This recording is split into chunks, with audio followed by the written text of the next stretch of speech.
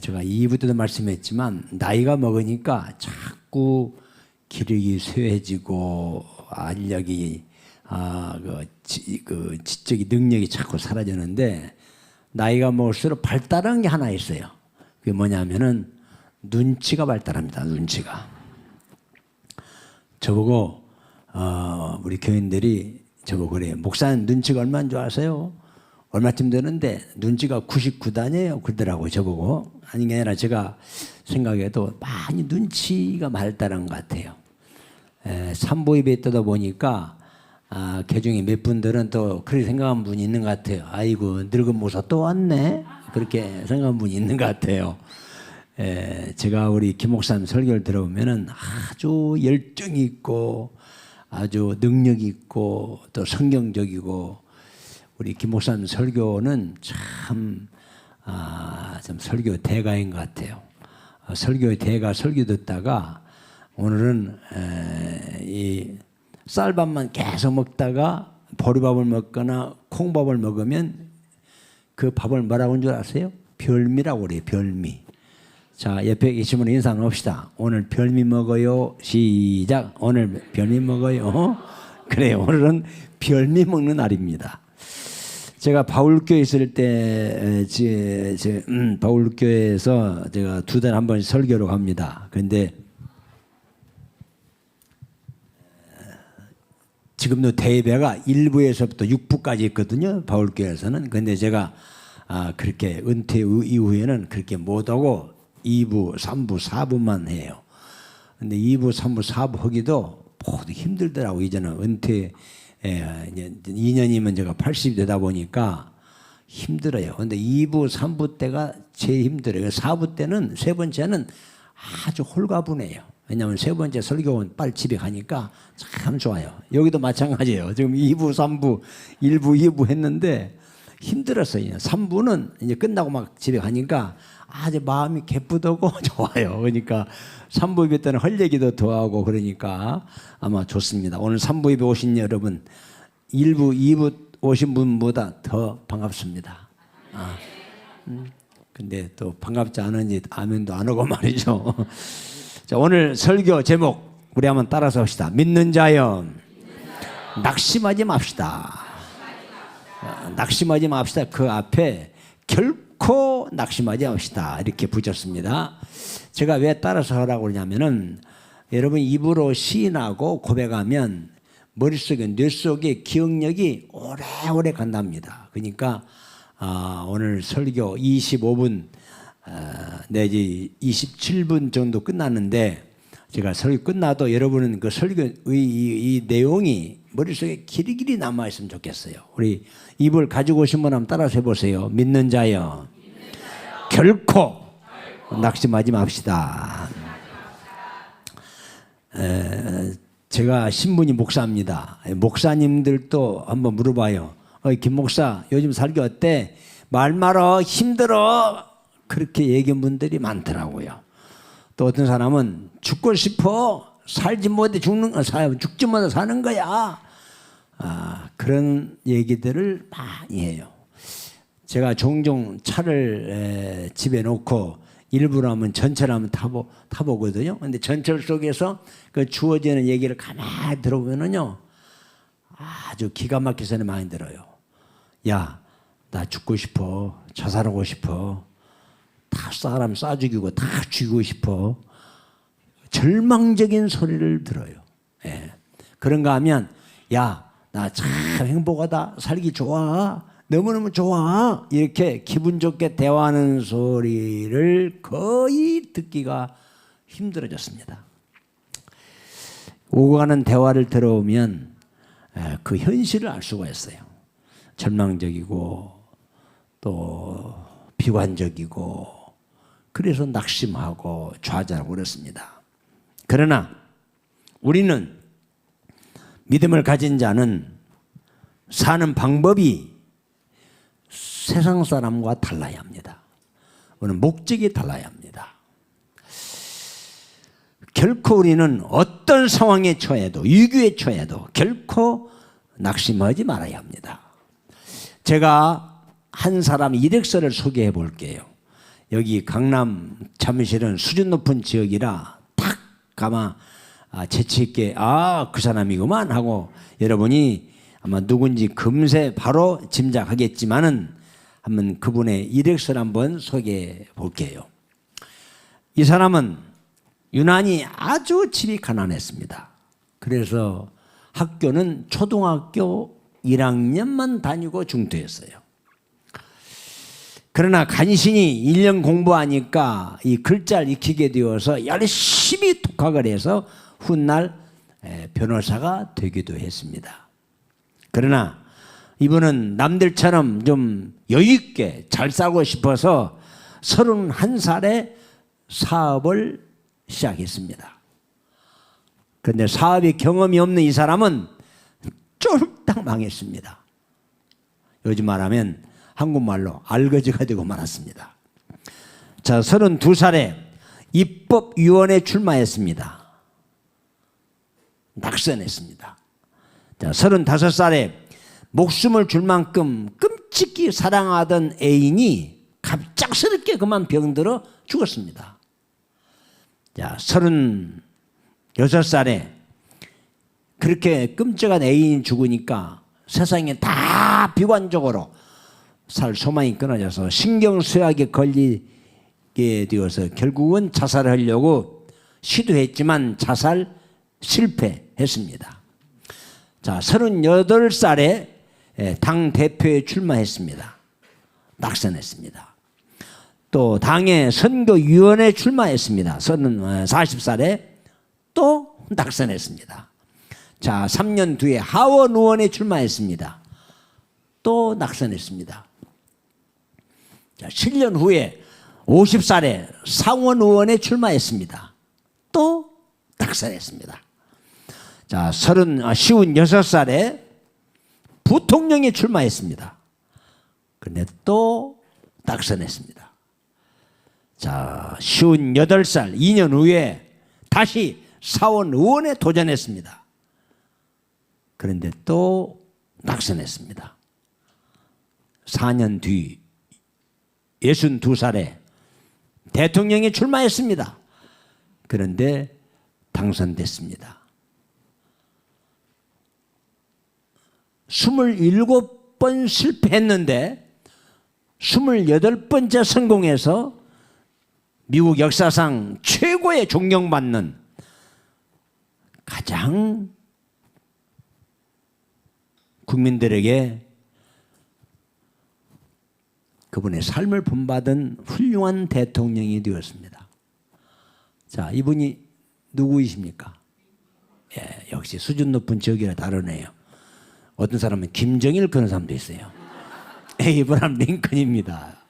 자, 에이브람 링컨이 27번 실패했는데 28번째 그가 성공해서 위대한 대통령이 되기까지 링컨 대통령을 집중적으로 연구한 자들의 말에 의하면은 27번 실패하고 28번째 대통령이 될 수 있었던 두 가지 보배가 있었답니다. 하나는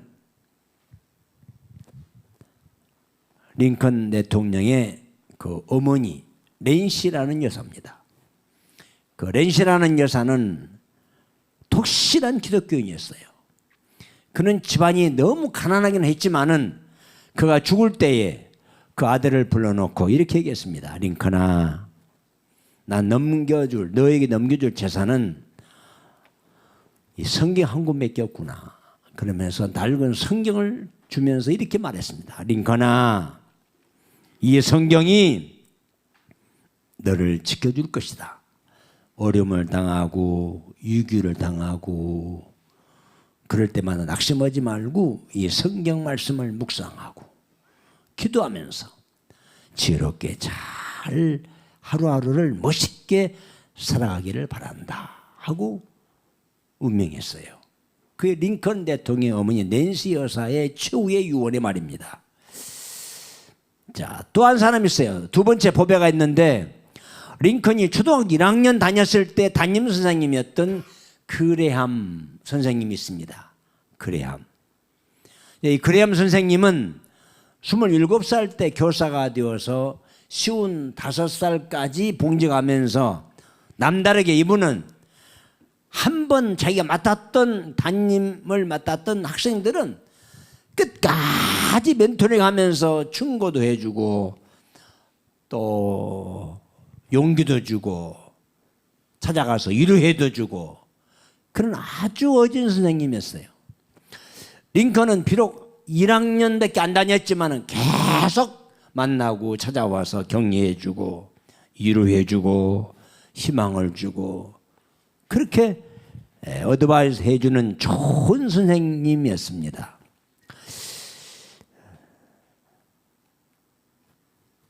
어느 때는 낙심해 있을 때에 찾아와서 링컨아, 넌 앞으로 미국을 위해서 큰일 할 사람이야. 너 하나님 앞에 앞으로 하나님이 귀하게 쓰임받을 사람이야. 절망하는 게 아니야. 낙심하지 말어. 이렇게 힘있는 격려를 주기도 했답니다. 애인이 죽었을 때에 자살하려고 하는 순간에 찾아왔습니다. 링컨아, 이것이 내 인생이 전부냐? 사람은 죽을 수 있는 거야. 그러면서 용기를 주고 희망을 심어주고, 링컨아, 실패는 성공의 어머니야. 실패할 수 있는 거야. 낙심하면 안 되는 거야. 하고 힘있게 위로해주고 격려를 줄 때마다 다시 일어나고 다시 또 새 힘을 얻게 되었다는 것입니다. 우리가 세상에 태어나서 좋은 부모를 만나고 좋은 지도자를 만나는 것은 내 인생의 최고의 축복이고 최고의 은혜입니다. 솔직히 이 세상 살아간다고 하는 것이, 광야 같은 세상에 산다고 하는 것이 그리 만만치가 않습니다. 봄 날씨가 오는가 하면 금세 혹독한 추위가 닥치고, 또 꽃길을 걷는가 싶으면 또 아주 기가 막힌 어려운 위기에 처해서 근심걱정이 새긴 가시밭길을 걸어야 할 때가 있습니다. 웃는 일만 당하는 게 아니에요. 울어야 될 일이 생기고, 또 아까도 얘기했지만 꽃길만 걷는 것이 아니라 가시밭길을 걸어야 되고, 내 마음에 쫙 맞는 직원들, 내 마음에 척척 맞는 좋은 친구들 만나는 게 아니라 아주 나쁜 사람, 아주 악한 사람, 잔인한 사람을 만나서 엄청난 손해를 보기도 하고, 믿었던 사람에게 아주 매몰차게 배신을 당하기도 하고, 그래서 세상을 비관하고 좌절하고 그렇습니다. 이런 극한적인 상황에 처할 때에 두 가지 현상이 나타나요. 한 종류의 사람은 이런 위기에 절망에 빠졌을 때에 낙심하고 삶을 포기하고, 에라 차라리 죽는 게 낫구나 하고 죽음을 선택하는 사람도 있습니다. 이런 사람은요 절대 성공하지 못해요. 절대 아름다운 작품을 이루어내지를 못합니다. 또 한 종류의 사람은 오히려 이런 일을 당할수록 더 담대하게 나에게도 봄날이 오리라, 꿈이 성취될 그날이 오리라 하고 용기를 가지고 새 힘을 갖고 일어선 사람이 있습니다. 이런 사람은 반드시 훗날 아름다운 결실을 맺게 된다는 거예요. 존 빅스웰이라고 하는 사람이 쓴 생각의 법칙이라는 책이 있어요. 그 책 내용에 이런 말이 있습니다. 생각을 바꾸면 믿음이 달라진다. 믿음이 달라지면 행동이 달라진다.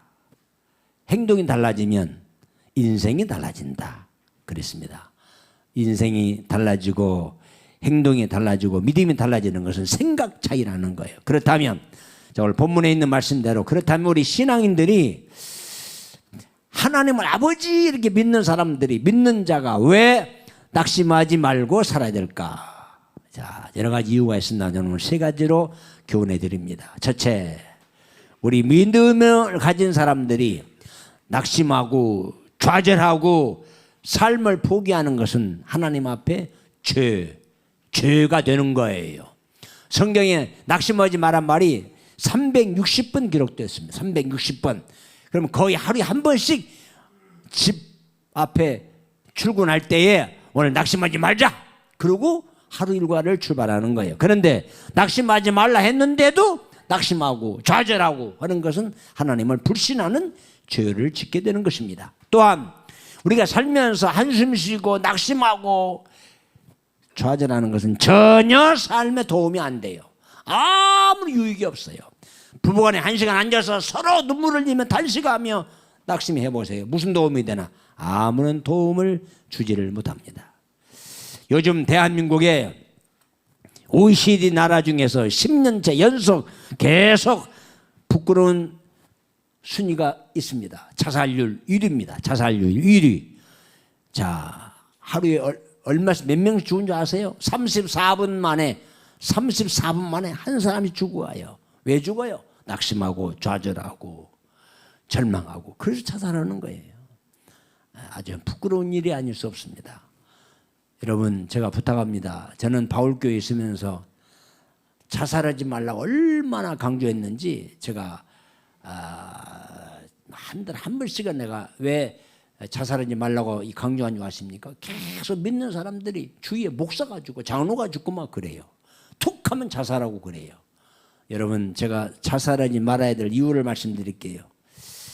기도 많이 한 영계가 깊은 어느 기도하는 사람이 영계의 세계에 들어갔답니다. 영계의 세계에 들어갔는데 딱 영계의 세계에 들어가자마자 천국과 지옥의 구경을 한번 시켜드린다고 그러더래요. 그런데 천국과 지옥을 구경시켜 주는데 먼저 지옥을 구경시킨다고 하면서 따라오라고 그러더래요. 그런데 기절을 맞습니다. 지옥을 구경하는데 지옥이 가장 밑에 보니까 어둠 속에 있는데 자기가 살았을 때에 자살한 목사, 자살한 장로, 권사, 집사가 거기에 다 있더라는 거예요. 여러분, 부탁합니다. 자살은 지옥 가는 거예요. 왜 아멘 안 하는 거예요? 자살하고 지금 마음 잡고 있습니까? 자살 안 돼요. 어떤 사람이 제가 여러분 자살하지 마세요. 자살하면 지옥 갑니다. 그러니까 목사님 어제 가면 자살하고 있어요? 그러고 있어요. 5주가 아니라 7주, 10주이나 자살하면 안 되는 거예요. 우리 여러분 따라 잡시다. 죽어도 자살하지 맙시다. 자살하지 마세요. 낙심하고 좌절하다 보면은 자살하는 거예요. 자살은 내 인생을 가장 처참하게 함정에 빠지는 거예요. 이게 자살이에요. 세계적으로 대기업을 이루는 사업에 성공한 거부 중에 유명한 스코틀랜드 출신인 미국의 강철 왕 카네기라는 사람이 있어요. 이 카네기라는 사람이 젊은 날에 너무 가난해서 미국으로 이민 왔습니다. 나도 좀 세계적인 거부가 되리라, 잘 살아버리라 하고 사업에 뛰어들었어요. 사업에 경험이 없는 이 사람은 얼마 못 가서 그냥 비참하게 망했어요. 그래서 땅을 치면서 내가 미궁을 후회한다면서 좌절하고 절망에 빠졌을 때 에라 죽자 하고 약을 사다가 언제 죽을까 하고 약을 가지고 다니는 거예요. 어디서 죽을까, 언제 먹고 죽을까 하고 다니다가 시내를 배회하고 돌아다니는데 두 다리가 없는 장애인이 그 무거운 수레를 끌고 이렇게 가더라 이거예요. 근데 그 장애인이 이 강철왕 카네기 얼굴을 보더니 그냥 지나가는 게 아니라 웃고 지나가는 거예요. 웃고. 이 젊은 카네기가 세상에 두 다리가 잘린 사람이 뭐가 저렇게 좋아서 그냥 지나간 것이 아니라 웃고 지나가는 그 모습을 보고 충격을 입었습니다. 나는 두 다리가 있지, 젊음이 있지, 건강하지, 내가 뭐가 부족한가? 저 사람은 뭐가 좋아서 저렇게 웃고 두 다리가 없는데도 그 모습을 보고 야, 내가 죽고 싶은 마음을 가졌다고 한다면, 이 죽고 싶은 용기가 있었다고 한다면 내가 뭘 못하겠나? 그래서 용기를 가지고 죽고 싶은 생각을 다 접고 다시 시작했다는 거예요. 그래서 다시 시작한 이 카네기가 세계 최대의 강철 왕이 되었고 카네기 재단을 만들어냈습니다. 여러분, 위대한 인물은 평범한 원상 속에 만들어지는 게 아니에요. 위기와 극한 상황에 처해 있을 때에 절망하지 않고 낙심하지 아니한 사람들이 결국은 아름다운 작품을 만들어내는 거예요. 기적은요, 위기 속에 만들어지는 겁니다. 저는 꽃 중에 장미꽃을 제일 좋아합니다. 왜 좋아하느냐? 장미꽃을 보십시오. 장미꽃은 아무 나무 피는 게 아니에요. 찌르는 가시나무 속에서 핍니다. 이게 장미꽃이에요. 오늘 사랑하는 우리 주님의 기쁨인 교회 성도 여러분, 낙심하고 좌절한 것은 하나님의 죄가 되는 겁니다. 죄. 전혀 도움이 안 돼요. 아무 유익이 없어요. 그래서 우리는 결코 낙심하지 말아야 되는 겁니다. 자, 두 번째로, 왜 믿는 자가 낙심하지 말아야 될 것인가? 오늘 히브리서 자세하게 설명했습니다. 하나님은요, 나를 절대로 버리지 않습니다. 나를 절대로 외면하지 않습니다.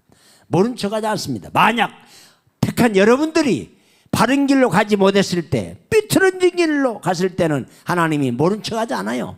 때려서라도 고쳐서라도 바른 길로 가게 하신 분이 하나님이세요. 그래서 하나님이 오늘 말씀 뭐라고 했습니까?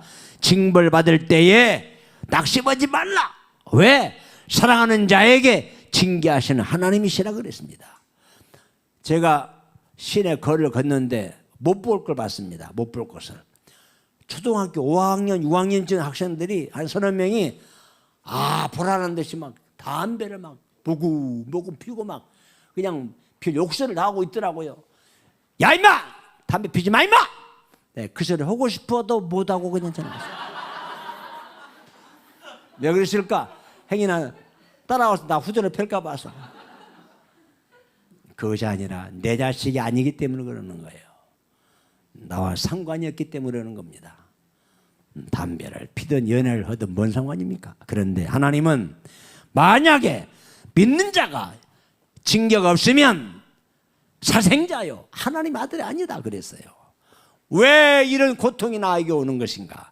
내가 11조하고 주의를 지키고 하나님 앞에 열심히 일했는데 왜 나에게 이런 어려움이 오는 것인가? 그렇게 여러분들 한탄할 때가 있습니다. 그것이 바로 하나님이 사랑받는 증거인 줄 믿으시기 바랍니다. 여러분, 성경에 의심스러운 분이 한 분이 있어요. 그는 정직하게 살았어요. 그는 깨끗하게 살았어요. 죄를 모르는 사람이에요. 동방의 의인이에요. 그런데 그에게 말할 수 없는 처참한 위기가 왔습니다. 고난이 왔습니다. 그때 욥은 깨달았습니다. 하나님은 나의 가는 길을 아시나니 나를 단련하신 후에 나를 점금같이 나오게 하시리라. 이게 욥의 간증이에요. 그렇습니다. 여러분, 하나님은 인물을 만들기 위해서, 작품을 이루기 위해서, 여러분의 꿈을 이루기 위해서 과정이 필요한 겁니다. 과정이. 저는 농부의 아들로서 우리 아버지 어머니가 농사 짓는 걸 봤는데 모든 식물은요 뿌리는 시기가 있어요. 시기가. 그런데 거두는 시기는 똑같지 않습니다. 귀한 것일수록 늦게 오랜 후에 열매를 거두는 걸 보았습니다. 그렇습니다. 여러분, 오늘 여러분들이 고난을 당하고 어려움을 당하는 것은 그만큼 더 큰 인물로, 더 큰 그릇으로, 더 위대한 하나님의 사람으로 쓰시기 위해서 과정이 필요한 겁니다. 과정이. 우리가 살다 보면은요, 저도 그런 걸 많이 느낍니다. 도저히 이해할 수 없는 사건을 당하고 도저히 헤어날 수 없는 아픔과 고난이 따를 수가 있고 억울한 일을 당하고 그런 일을 종종 저도 만납니다. 그러나 지금 그런 것들이 지나가 보면 나를 더 크게 쓰시기 위해서, 더 담대하기 위해서, 더 큰 종을 만들기 위해서 그걸 깨닫게 돼요. 여러분, 요셉을 보십시오. 요셉의 오묘한 심리를 알 수가 있습니다. 그렇게 신실하고 착하고 흠잡을 데 없는 요셉, 그가 누명을 씌워서 감옥에 보내고 노예 생활하고 처참한 가시밭길을 걷는데도 모른 척하는 것 같아요. 하나님 전혀 무관심하는 것 같아요. 외면한 것 같아요. 아닙니다. 이스라엘 민족을 애굽에서 구원해내시기 위해서 하나님이 오묘한 교육이 있었어요. 애굽의 총리를 세우기 위해서 그를 하나님이 더 돈독하게 더 크게 쓰시기 위한 과정이었습니다. 그러므로 여러분 오늘 말씀하신 대로 우리가 세상에 살면서 말할 수 없는 아픔이 있고 고난을 당하고 위기를 처할 때에도 낙심하지 말아야 될 것은 결코 하나님은 오늘 저와 여러분을 버리지 않습니다. 외면하지 않습니다. 하나님 여러분을 떠나지 않습니다. 그러므로 우리는 결코 인생을 살면서 낙심하거나 좌절하지 말아야 합니다. 끝으로 자, 우리가 이 험난한 세상을 살아가면서 억울함을 당하고 정말 위기에 부딪혔을 때에 믿지 않는 사람 달리 믿는 자가 왜 낙심하지 말아야 될까요? 왜 우리가 절망하지 말아야 될까요? 우리는 세상 사람과 낙심하지 아니하고 절망하지 아니하고 위기에 처했을 때 극복할 수 있는 무기가 두 가지가 있습니다. 그 무기 두 가지가 뭘까요? 하나는 하나님의 말씀입니다. 하나님의 말씀은 내 인생의 최고의 교과서예요. 하나님의 말씀은 내 인생의 가장 지혜로운 삶을 알려주는 삶의 지침서예요. 링컨 대통령이요, 그 수기를 보게 되면 죽고 싶고 절망하고 싶고 삶을 다 포기하고 싶었을 때에도 그는 어머니 유언대로 링컨아, 성경이 너를 지켜줄 것이다. 그래서 성경을 펴서 읽고 묵상하고 그래서 위기 때마다 극복할 수 있었다는 거예요. 그렇습니다. 여러분, 우리에게 성경이 있습니다. 하나님 말씀이 있습니다. 이것이 내 삶의 위기를 극복할 수 있는 최고의 비밀서입니다. 또 하나가 있습니다. 세상 사람들이 갖지 않는 우리가 위기를 당하는 이 상황 속에 헤쳐나갈 수 있는 무기 또 하나가 있어요. 그건 바로 기도할 수 있다는 겁니다. 기도할 수 있는데 왜 방황하십니까? 기도할 수 있는데 왜 좌절하십니까? 저는 믿지 않은 집안에서 목사가 되어가지고 32살에 정업성결교회 4년간 목회하다가 전주에 36살에 바울교회 개척으로 왔어요. 바울교회 개척하면서 33년간 목회하면서 저에게 아주 중대한 위기가 두 번 찾아왔습니다. 제가 천국과 지옥이 없다면 제가 자살하든지 삶을 포기했을 겁니다. 자, 한 번은 언제 그런 일을 당했느냐? 새벽에 2시쯤 되니까 전화가 왔습니다. 사찰 집사한테. 목사님, 큰일 났어요. 왜? 와보시면 알아요. 뭔데? 목사님, 지붕이 무너졌습니다. 왜? 눈이 많이 와서요. 무슨 말하는 거야? 농담하지 말어. 아니에요, 목사님, 와보세요. 가보니까 눈이 거짓말 아니라 50cm 이상 왔습니다. 눈이. 그 졸업식 건물이 그냥 납작하게 마치 사막에 아무도 다니지 않는 그런 모습으로 무너지고 말았어요. 저는 지붕이 무너진 그 모습을 보고 제가 얼마나 절망했겠습니까? 그때 제가 무릎 꿇고 이렇게 기도했습니다. 하나님, 저를 버리셨습니까? 바울교회를 떠났습니까? 아니, 많고 많은 중에 하필이면 교회가 이렇게 무너질 수가 있습니까? 얼마나 고통스러운 마음으로 힘든 생활을 보냈어요. 강단에 이불 하나 가지고 매일마다 금식하면서 철회하면서 이렇게 기도했습니다. 하나님, 저를 버리셨습니까? 바울교회 떠나셨습니까? 좀 말씀 좀 해주세요. 목회 그만둘까요? 그런데 아무런 음성이 들려오지 않아요. 그러나 저는 계속 기도만 했습니다. 강에서 올라가서 금식하면서 하나님, 어찌하면 좋을까요? 저를 버리셨나이까요?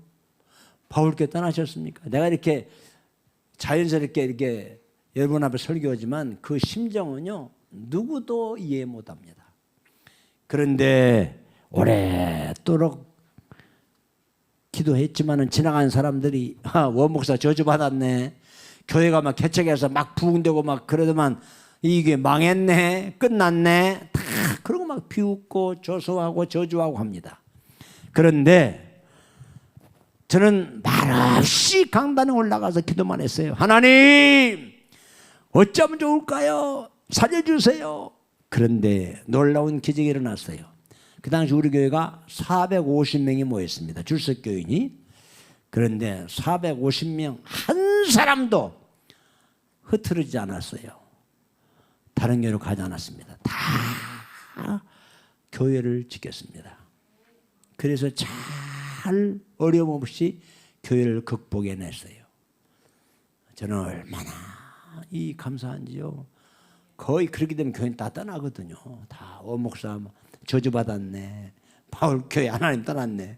그런데 450명이 한 사람도 우리가 교회를 지키자, 우리 목사님 지켜드리자. 제가 정말 눈물을 펑펑 쏟아지고 그랬습니다. 자, 또 한 번은 교회를 새로 짓는데 한 500~600명이 되었습니다. 교회가. 그래서 교회를 졸업식 건물을 철거하고 교회를 짓자 해서 설교가 끝나고 다 지키러 이제 다음 달부터 지키러 딱 시동을 걸었는데 IMF가 터진 거예요. IMF가. 그래서 모든 사회 전반적으로 공사가 중단되고 다 포기하고 그런 상황에 IMF가 터지니까 어떻게 하겠습니까? 그래서 마지막에 성도들에게 소집해서 한번 물었습니다. 여러분, 우리 교회를 지려고 지금 다 준비되어 있으면 질 겁니다. 그런데 여러분 어떻게 생각하십니까? 여러분 교회 짓는데 동의하십니까? 그랬더니 100% 동의하지 않습니다.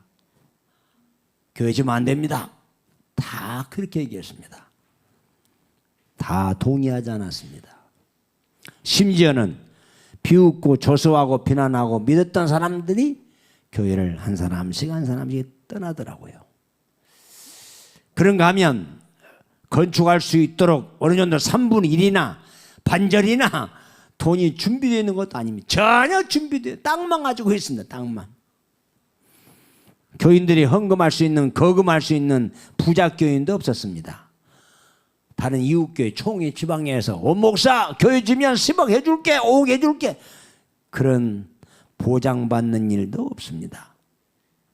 자, 여기까지는 제가 이해를 해요. 교회를 건축한다고 하니까 우리 거래했던 은행에 가서 우리 중진 신자들이 찾아갑니다. 바울교회 거래하죠. 예, 바울교회 앞으로 건축을 하게 되면 건축비 대출 절대 해주면 안 됩니다. 왜요? 대출하면 뗍니다. 못 받습니다. 그러고 나갔다는 거예요. 이제 몰랐는데 이제 건축하려고 한 10억 좀 대출 좀 받아야 될 것 같아서 10억 좀 대출해 주세요. 그랬더니 막 펄펄 뛰어 안 해준다고, 못 해준다는 거예요. 왜 그러냐니까 얘기를 안 해요. 그랬더니 그 얘기를 하는 겁니다. 아무개가 여기 와서 대출 해주면 못 받으니 절대 해주지 말라고.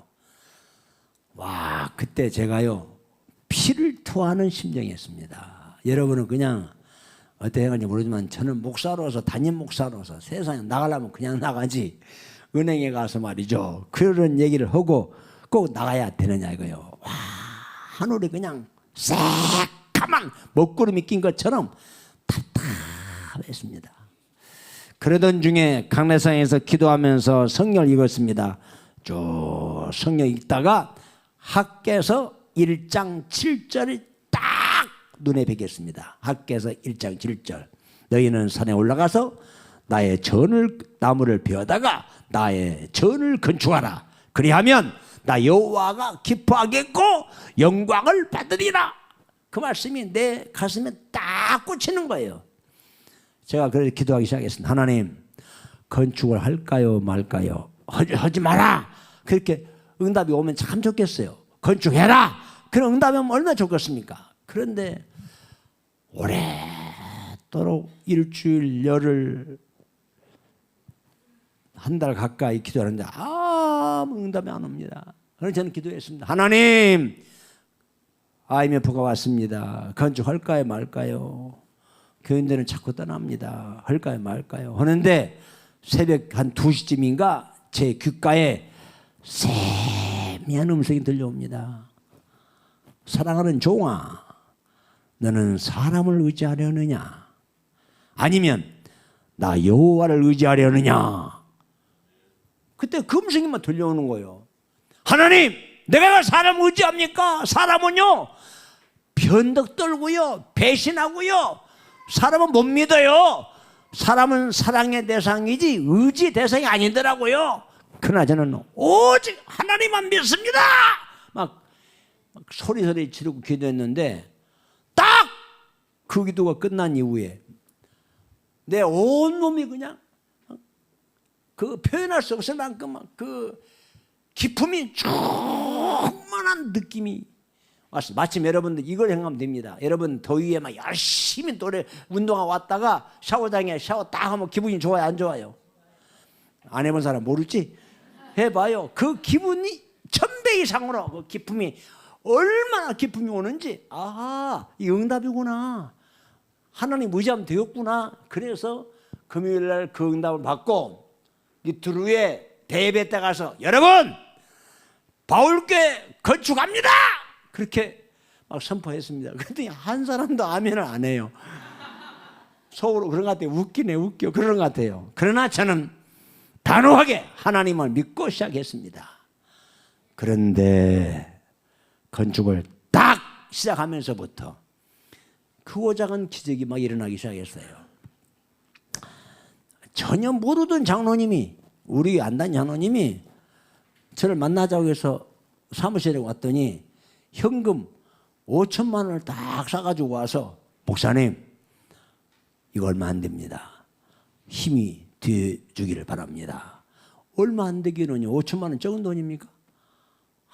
그 자리에서 막 펑펑펑 울었어요. 얼마나, 우리 교인이란 모르지, 다른 교인이. 또 어떤 사람은 목사님, 저요 한 번도 교회 건축에 참여하지 않았는데 우리 교회는 대도로변이거든요. 대도로, 우리 바울교회 전주 시내에 있는 바울교회 대도로변이라 다 알 수 있어요. 이 지나가다가 교회 진 걸 보니까 IMF 때 감동이 왔다는 거예요. 저 감동이 와서 그러는데요, 저는 어느 교회 권사거든요. 1000만 원 헌금하고 2천만 원 하고 3천만 원 하고, 하여간 크고 작은 신비한 기적들이 일어나더라고요. 우리 교회 돈도 없는 권사님 연세 많은 분들은요, 헌금할 것이 없으니까 2년 3년 미래서 그냥 이 가정부에 가서 막 2천만 원, 1,000만 원 헌금을 하고 바치고. 이 헌금 얘기하니까 또 여러분들 안색이 변하고 그러는데 여러분들 헌금만 하는 게 아니에요. 그런 신비한 기적이 일어났어요. 참 여기서 그런 얘기 다 하면요, 이게 하루 종일도 못 옵니다. 그래서 결국은 하나님만 믿고 시작했더니 하나님이 책임져 주셔서 신비한 기적을 이루게 되었습니다. 저는 기도응답의 산 증인입니다. 제가 이런 기도에서 이런 기적을 체험하지 않았더라면 저는 여러분에게 이런 설교할 자격이 없어요. 오늘 그렇습니다. 여러분, 우리가 어려움을 처해도, 위기에 처해도 극복할 수 있는 무기, 기도할 수 있다는 거예요. 기도할 수 있다는 거. 그래서 저는 괴로울 때면 하나님 얼굴을 보고 하나님 어쩌면 좋겠습니까? 하고 저는 이 36년 동안 바울교 목회하면서 제 목회 무기가 기도입니다. 어려움 당하면 이분 하나 들고 가능성 올라가서 하나님 어쩌면 좋을까요? 하나님 축복해 주세요. 또 어떤 신자는요, 막 괴롭히는 신자가 있습니다. 이런 얘기 안 해야 되는데 저도 막 이유 없이 저를 괴롭혀요. 그럼 기도하면 하나님 아무개가 왜 이렇게 이유 없이 저를 괴롭히네요? 그러면 한 일주일 내에 없어져 버렸어요.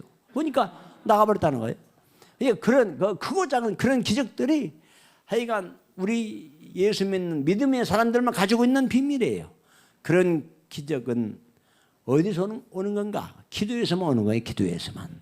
자, 마태복음 15장에 보면은 가나안 여인이 딸이 병 걸려서 죽게 됐을 때 소문을 들으니까 예수님께 가봐, 예수님 치료해 주신대 하고 예수님께 찾아갔습니다. 예수님 전화됩니다. 예수님, 내 딸이 지금 죽게 되었습니다. 좀 고쳐주세요. 예수님, 내 딸이 죽게 되었는데 주님 고쳐주세요. 안성해 주세요. 그렇게 아무 사정에도 예수님 말 한마디 없어요. 그러나 이 여인은 계속해서 예수님, 내 딸 좀 고쳐주세요. 그러니까 예수님 뭐라고 말씀했어요? 야, 사람이 먹는 떡을 어떻게 개에게 주냐? 너 개 아니냐, 개? 너 개 같은 여자 아니냐? 그랬습니다. 아마 여러분들이 만약에 그랬다면은 여러분 어떻게 하시겠습니까? 에이씨 하고 예수님은 욕하고 저주했을 겁니다. 근데 여인을 보세요. 뭐라고 하는지 아십니까? 예수님 맞습니다. 개들도요 주인의 상에서 떨어지기는 부스러기를 먹어요. 예수님 나에게 부스러기라도 좀 주세요. 예수님이 그 고백한 이후에 아마 통탄했을 겁니다. 세상에 이스라엘 사람들 중에서도 저런 믿음을 가진 사람이 없는데 이방인 가난한 여자가 저런 믿음을 가졌구나. 여자야 내 믿음대로 될지어다. 그 순간에 고침을 받았습니다. 여러분 우리는 기도할 수 있는 무기가 있습니다. 사업이 힘듭니까? 어렵습니까? 가정에 자녀 때문에 속썩입니까? 염려하지 마세요. 왜? 하나님은 그 모습을 보고 기도하기를 원하십니다. 기도로 풀어가기를 원합니다. 매사에 사람과 인간적으로 해결하려고 그러면 더 꼬이는 거예요. 그래서 저는 요즘에 국가적으로 상당히 어려운 위기에 있습니다.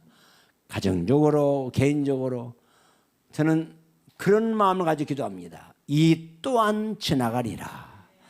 이 또한 지나가리라. 예, 지나갈 때가 있습니다. 낙심하지 마시고 가정적으로 사업적으로 또 인간관계에 무슨 얽힌 일이든지 간에 낙심하지 마시고 말씀으로 기도로 주님만 바라보면서 나갈 때에 여러분들이 반드시 아름다운 열매를 가져올 그날이 올 줄을 믿습니다. 우리 모두 다 기적을 체험하는 우리 주님 기쁨의 교회 성도들 되시기를 주의 이름으로 축원합니다.